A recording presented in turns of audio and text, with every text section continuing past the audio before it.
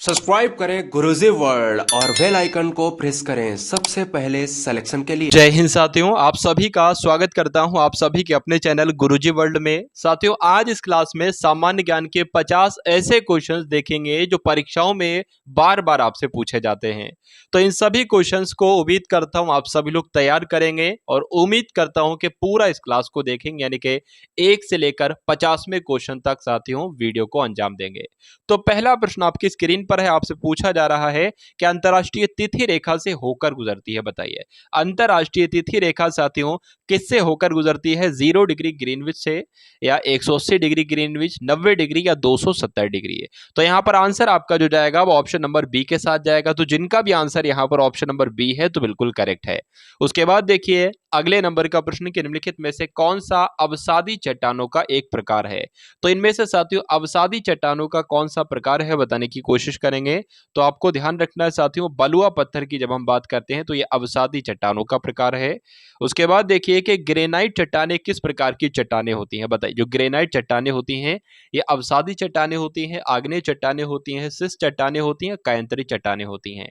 तो यहाँ पर आप लोग क्या ध्यान रखेंगे, आपको ध्यान यहाँ पर यह रखना है कि जो ग्रेनाइट चट्टानें होती हैं साथियों ये आग्नेय चट्टानें होती हैं। तो जिनका भी आंसर, जो लोग भी यहाँ पर ऑप्शन नंबर बी के साथ हैं तो बिल्कुल करेक्ट आंसर है आपका भाई, बहुत बढ़िया, वेरी गुड क्लास। अब उसके बाद देख लीजिए पिघली हुई मैग्मा से बनने वाली चट्टानों को क्या कहा जाता है? कायांतरी चट्टानें, फिलाइट चट्टानें, आग्नेय चट्टानें या अवसादी चट्टानें। तो आपको यहाँ पर साथियों ध्यान ये रखना है कि आग्नेय चट्टानें किसे कहा जाता है? तो आग्नेय चट्टानें कहा जाता है जो पिघली हुई मैग्मा से बनने वाली चट्टानें होती हैं, इनको आग्नेय चट्टानें कहा जाता है। और उससे पहले साथियों हमने प्रश्न पढ़ा था कि ग्रेनाइट चट्टानें किस प्रकार की चट्टानें होती हैं? तो आग्नेय चट्टानें होती हैं।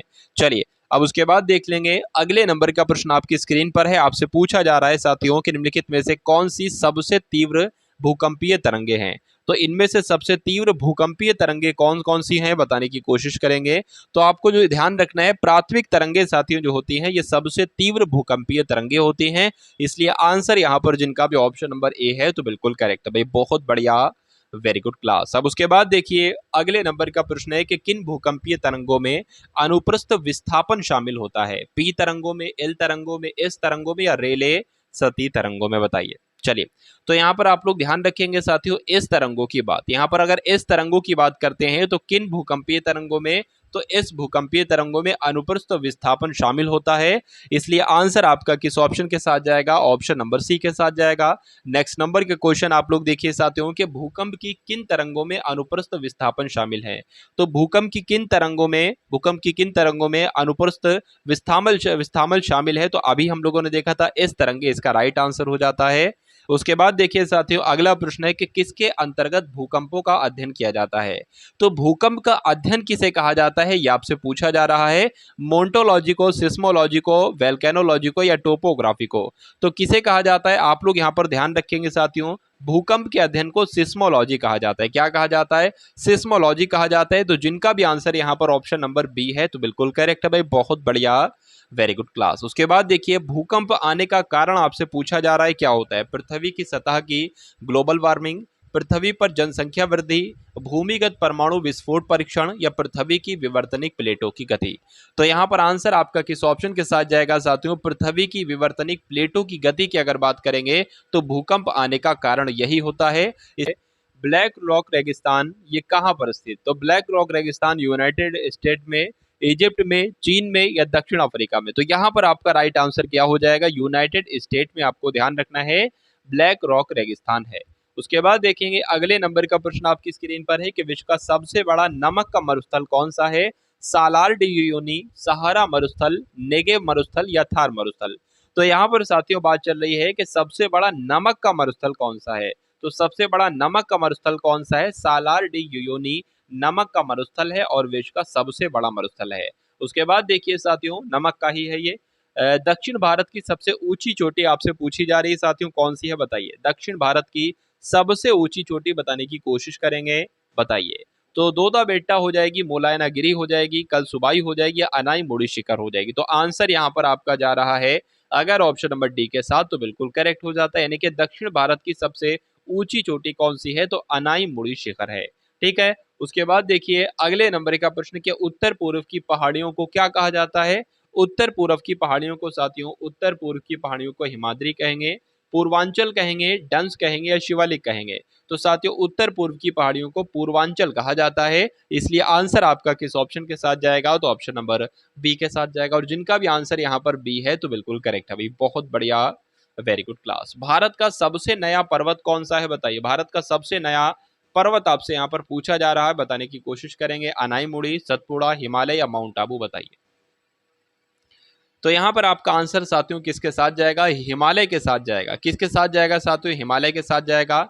उसके बाद देखिए अगले नंबर का प्रश्न है कि माउंट एवरेस्ट में स्थित है, यानी कि माउंट एवरेस्ट साथियों कहाँ पर स्थित है, तो तिब्बत में, भारत में, नेपाल में या भूटान में, बताइए क्या होगा साथियों इस क्वेश्चन का बिल्कुल करेक्ट आंसर। आंसर आपका जो जा रहा है वो बिल्कुल करेक्ट जा रहा है, यानी कि नेपाल के साथ आपका आंसर जा रहा है, जो कि बिल्कुल सही हो जाएगा भाई, बहुत बढ़िया, वेरी गुड क्लास। अब उसके बाद देखिए अगले नंबर का प्रश्न है कि बांधों और उनकी स्थिति वाले राज्यों का निम्नलिखित में से कौन सा युग्म सुमेलित नहीं है। क्या पूछा जा रहा है, बांधों और उनकी स्थिति, यानी कि कौन सा बांध साथियों कौन से राज्य में स्थित है, ये आपसे सिंपल सा पूछा जा रहा है। देखिए यहाँ पर अगर हम लोग बात करते हैं कि जो स्टैनली जलाशय है वो तो तमिलनाडु में स्थित है, गोविंद सागर जो है हिमाचल प्रदेश में स्थित है, लेकिन शांत सागर साथियों केरल में स्थित नहीं है। शांति सागर साथियों कहाँ पर स्थित है, कर्नाटक में स्थित है। और नागार्जुन सागर भी साथियों आंध्र प्रदेश में स्थित है। तो कौन सा सही नहीं है, ऑप्शन नंबर सी वाला सही नहीं है, नहीं है तो यही आपका राइट आंसर है।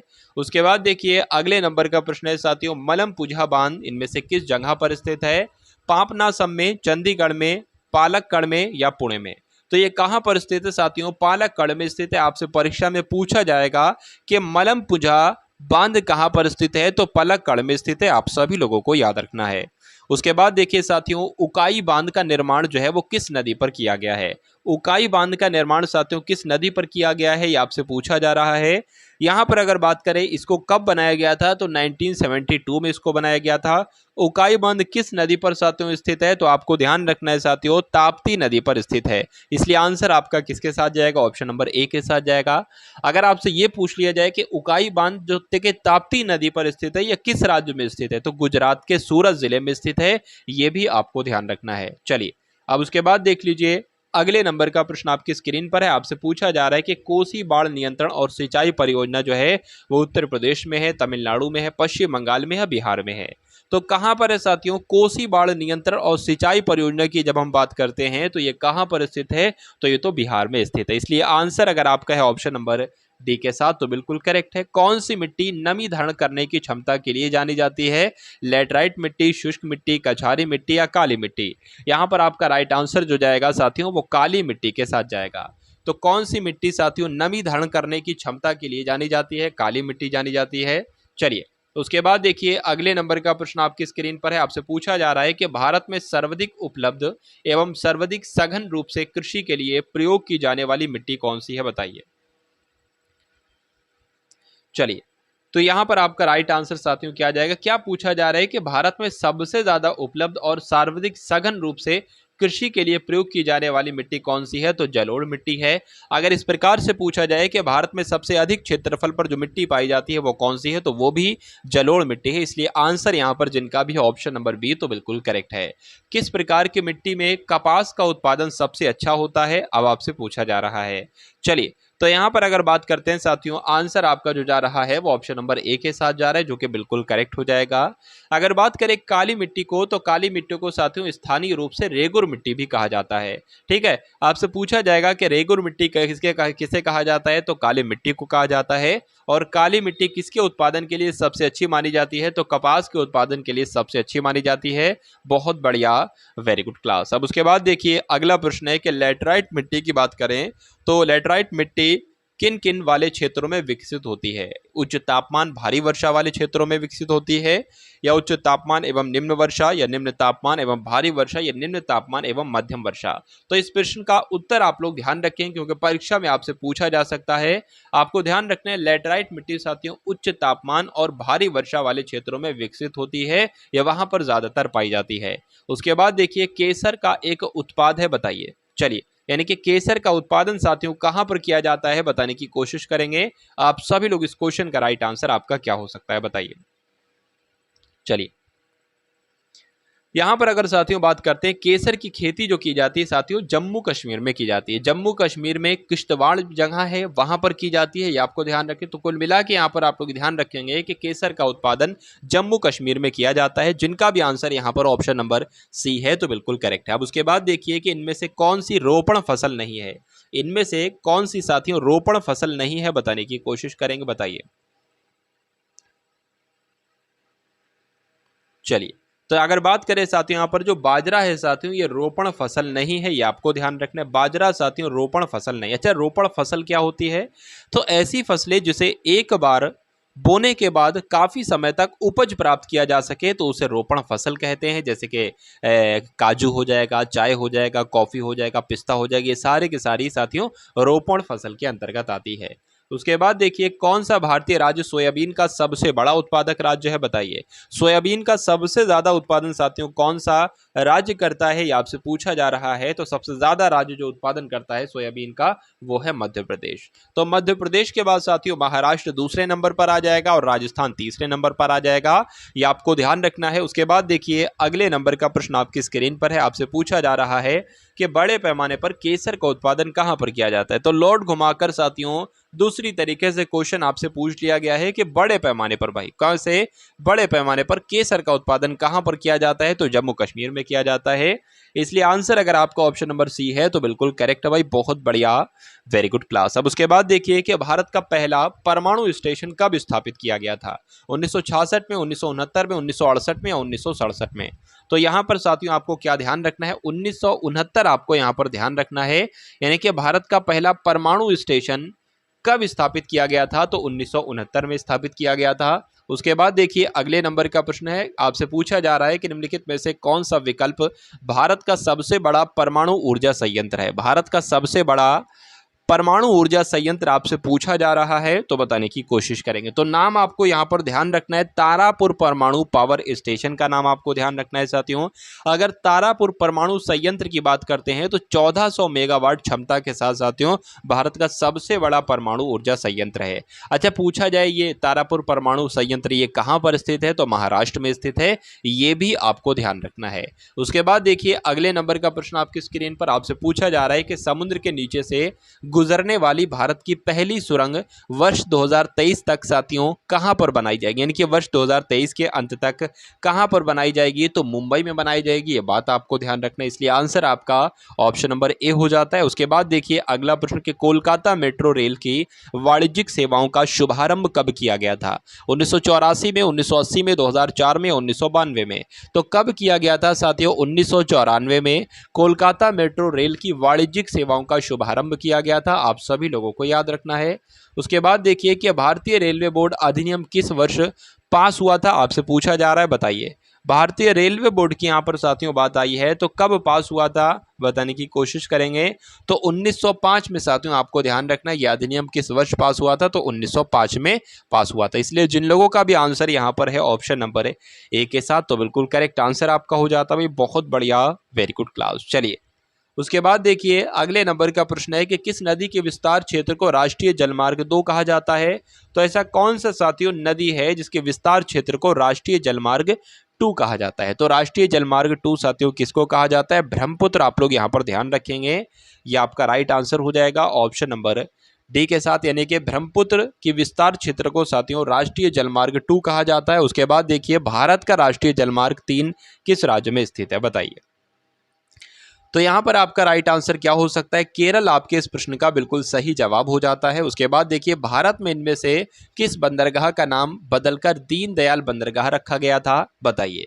तो साथियों यहां पर अगर बात करें, कांडला बंदरगाह का नाम, मोरगोवा बंदरगाह का नाम, तूतीकोरिन बंदरगाह का नाम या कोच्चि बंदरगाह का नाम? तो यहां पर साथियों आपका राइट आंसर क्या जाएगा? कांडला बंदरगाह का नाम, जो कि साथियों गुजरात राज्य में स्थित है। और कांडला बंदरगाह का नाम साथियों बदलकर क्या रख दिया गया था? दीनदयाल बंदरगाह रख दिया था। ये आपको ध्यान रखना है, परीक्षा में साथियों आपसे पूछा जा सकता है। चलिए, अब उसके बाद देखिए, अगले नंबर का प्रश्न है कि इनमें से कौन भारतीय रिजर्व बैंक के पहले भारतीय गवर्नर थे? तो इनमें से भारतीय रिजर्व बैंक के साथियों पहले भारतीय गवर्नर कौन थे? भारतीय रिजर्व बैंक के पहले भारतीय गवर्नर कौन थे? तो सीडी देशमुख का नाम आपको ध्यान रखना है। किसका नाम साथियों? सीडी देशमुख का नाम आप सभी लोगों को यहां पर ध्यान रखना है। चलिए, अगर आपसे ये पूछ लिया जाए कि रिजर्व बैंक ऑफ इंडिया के आरबीआई के पहले गवर्नर कौन थे, तो ऑसबॉर्न स्मिथ आपको बताना है। लेकिन साथियों अगर आपसे ये पूछा जाए कि आरबीआई के पहले भारतीय गवर्नर जनरल कौन थे, तो साथियों सी से हो जाएगा चिंतामणि, और डी से हो जाएगा द्वारकानाथ, और देशमुख हो जाएगा। तो इनका नाम आप लोग एक बार याद रखेंगे। तो उसके बाद देखिए अगले नंबर का प्रश्न है कि भारत में 1770 में स्थापित पहले बैंक का नाम आपसे पूछा जा रहा है। तो Indian bank, bank of Hindustan, भारतीय स्टेट बैंक या बैंक ऑफ बड़ौदा। यहाँ पर आपका राइट आंसर क्या हो जाएगा साथियों? बैंक ऑफ हिंदुस्तान आपका राइट आंसर हो जाएगा। यानी कि भारत में 1770 में स्थापित पहले बैंक का नाम आपसे पूछा जाए तो बैंक ऑफ हिंदुस्तान आपको बताना है। उसके बाद देखिए अगले नंबर का प्रश्न आपसे पूछा जा रहा है कि भारत सरकार ने इंद्रधनुष फ्रेमवर्क कार्यक्रम की शुरुआत किसके लिए की थी? तो साथियों किसके लिए की थी? निजी बैंकों में क्षमता निर्माण के लिए तो नहीं, निजी क्षेत्र के बैंकों का पुनरुद्धार के लिए नहीं साथियों, निजी क्षेत्र के लिए नहीं की गई थी इंद्रधनुष फ्रेमवर्क कार्यक्रम की शुरुआत। ये की गई थी सार्वजनिक क्षेत्र के बैंकों के पुनरुद्धार करने के लिए।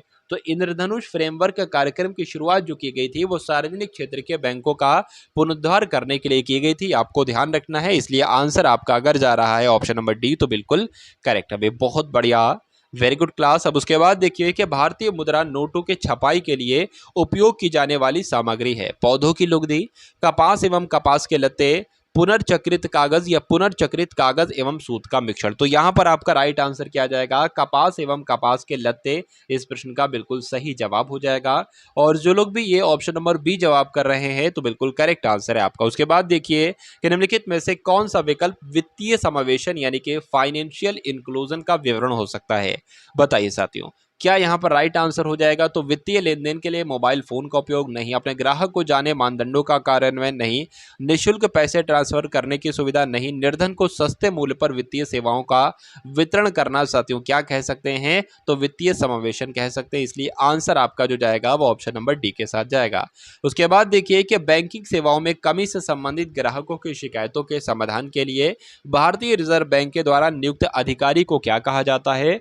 तो क्या कहा जाता है साथियों? बैंकिंग आयुक्त कह सकते हैं, केंद्रीय सतर्कता आयुक्त कहा जाता है, बैंकिंग लोकपाल कहते हैं, बैंकिंग लोकायुक्त कहते हैं। तो क्या कहते हैं साथियों? बैंकिंग लोकपाल कहते हैं। इसलिए आंसर आपका ऑप्शन नंबर सी हो जाता है। भारतीय मुद्रा के नोट कहाँ मुद्रित किए जाते हैं? भारतीय मुद्रा के नोट जो हैं साथियों ये कहाँ पर मुद्रित किए जाते हैं? नई दिल्ली में, बंबई में, नासिक में, आगरा में। बताइए। चलिए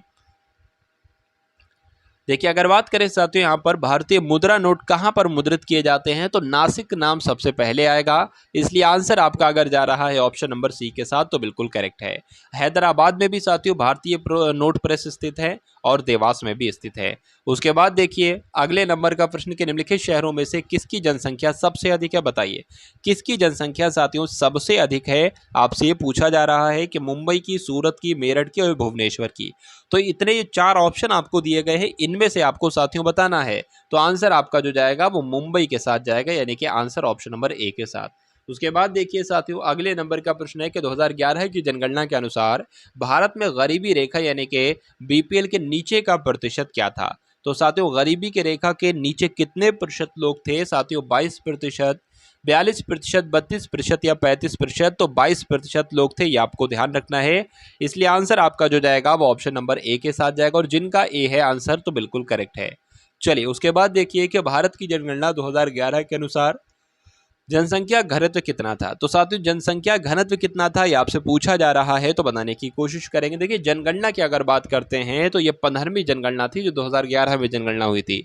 और स्वतंत्र भारत की कौन से नंबर की जनगणना थी? तो 7वें नंबर की जनगणना थी, ये आपको ध्यान रखना है। अगर बात करते हैं साथियों यहाँ पर राइट आंसर की तो 382 व्यक्ति प्रति वर्ग किलोमीटर, ये आपको ध्यान रखना है। ये क्या है साथियों? ये आंकड़ा है जनसंख्या घनत्व का। इसलिए जिनका भी आंसर यहाँ पर जा रहा है ऑप्शन नंबर ए के साथ तो बिल्कुल करेक्ट भाई, बहुत बढ़िया, वेरी गुड क्लास। अब उसके बाद देखिए बारडो छम ये साथियों लोक नृत्य है, तो ये किस राज्य का है? सिक्किम का है, उत्तराखंड का है, पश्चिम बंगाल का है या अरुणाचल प्रदेश का है? तो यहाँ पर अगर बात करें अरुणाचल प्रदेश के बारे में आप लोग ध्यान रखेंगे। एक तो आपको बारडो छम याद रखना है, यह अरुणाचल प्रदेश प्रदेश का लोक नृत्य। उसके अलावा पोंग नृत्य भी अरुणाचल प्रदेश का है और वांचो नृत्य भी अरुणाचल प्रदेश का है। सिक्किम की अगर बात करें साथियों तो सिंगई छाम नृत्य कहाँ किया जाता है? सिक्किम में किया जाता है। उत्तराखंड की अगर बात करें तो कुमायूं नृत्य कहाँ किया जाता है? उत्तराखंड में किया जाता है। उसके अलावा चाचनी नृत्य कहाँ किया जाता है? उत्तराखंड में किया जाता है। अगर पश्चिम बंगाल की बात करें तो बाउल नृत्य साथियों और ढाली नृत्य, बाउल नृत्य और ढाली नृत्य ये दोनों नृत्य पश्चिम बंगाल में ही किए जाते हैं। उसके बाद देखिए अगले नंबर का प्रश्न है कि भारतीय शास्त्रीय नृत्य शैली कुचिपुड़ी की उत्पत्ति किस राज्य में हुई थी? बताइए। आंध्र प्रदेश में, केरल में, ओडिशा में या साथियों कर्नाटक में? तो यहाँ पर आंसर आपका सभी का ऑप्शन नंबर ए के साथ जा रहा है, जो कि बिल्कुल करेक्ट आंसर आपका हो जाता है। उसके बाद देखिए साथियों आज की क्लास का अंतिम प्रश्न आपकी स्क्रीन पर है कि कालबेलिया लोकगीत और नृत्य इनमें से किस भारतीय राज्य से संबंधित है? राजस्थान से, महाराष्ट्र से, हिमाचल प्रदेश से या साथियों मध्य प्रदेश से? बताइए। यहाँ पर आंसर की अगर बात करें तो आपका आंसर हो जाएगा ऑप्शन नंबर ए, और जिनका आंसर यहाँ पर ए है तो बिल्कुल करेक्ट है भाई, बहुत बढ़िया, वेरी गुड क्लास। चलिए साथियों, तो यहाँ पर अगर बात करें ये सामान्य ज्ञान के 50 अति महत्वपूर्ण, उम्मीद करता हूं साथियों प्रश्न आपको पसंद आए होंगे, क्लास आपको पसंद आई होगी। अगर पसंद आई है तो क्लास को लाइक करके एक बार क्लास को शेयर करेंगे, और चैनल पर नए हैं तो चैनल को भी जरूर सब्सक्राइब करेंगे। तो मिलते हैं हम सभी लोग आने वाली वीडियो में। जय हिंद साथियों। सब्सक्राइब करें गुरुजी वर्ल्ड और बेल आइकन को प्रेस करें सबसे पहले सिलेक्शन के लिए।